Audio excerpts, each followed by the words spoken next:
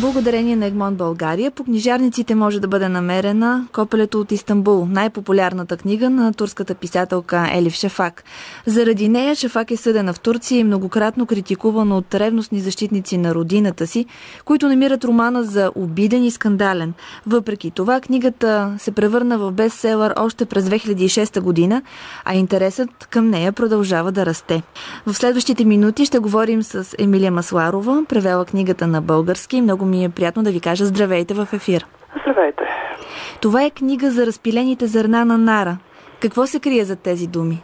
Нара може да се възприеме съвсем буквално. Това, което виждате върху корицата, всъщност е една брошка, която обединява различните сюжетни линии и героите. Тази брошка се предава от човек на човек и накрая се оказва, че всъщност е свързващата брънка между два рода, две семейства.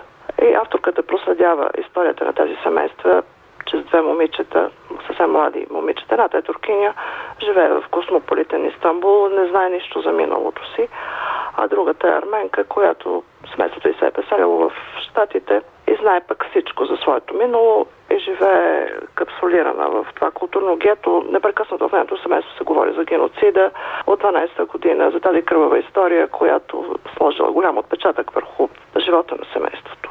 Но тези две момичета всъщност символизират двете нации. Турците, които не искат да се връщат назад, не искат да помнят миналото си, арменците, които не искат да го забравят.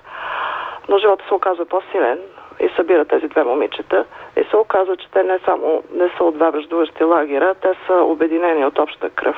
И посланието на авторката е, че животът е по-силен и тези исторически зидове, които са сложени между народите, трябва да се опитаме да ги преодоляваме, защото не бива да забравяме, разбира се, корените си, паметта на своите предци, но не бива да залагаме на карта бъдещето на децата си, защото в този политизиран свят е много важно кое ще избереш, дали това, което ни свързва, обединява или това, което ни разделя.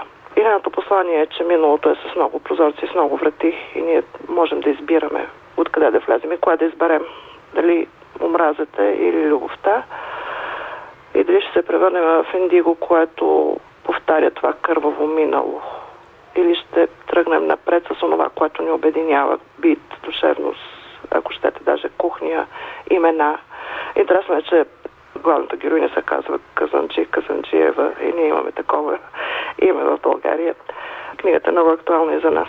А възможен ли е български прочит на тези големи истини, за които говорите? Безспорно, защото ние сме също в този врящ хотел тук на вододела между изток и запад и сме много свързани с Турция, знаете, с нашата история обща и то не само чрез този геноцид, който свързва арменци с Турция, с много по-дълга, петвековна.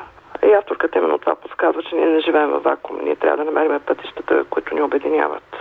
Когато започна да пише, изпитвам силата на писането, която не ми позволява да се страхувам, казва за себе си Елиф Шафак.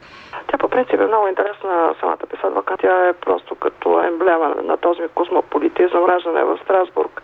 40 годишна е. Родена е в Страсбург, живяла е в Истанбул дълго време, обиколила е целия свят, преподавала е в най-престижните университети в Щатите.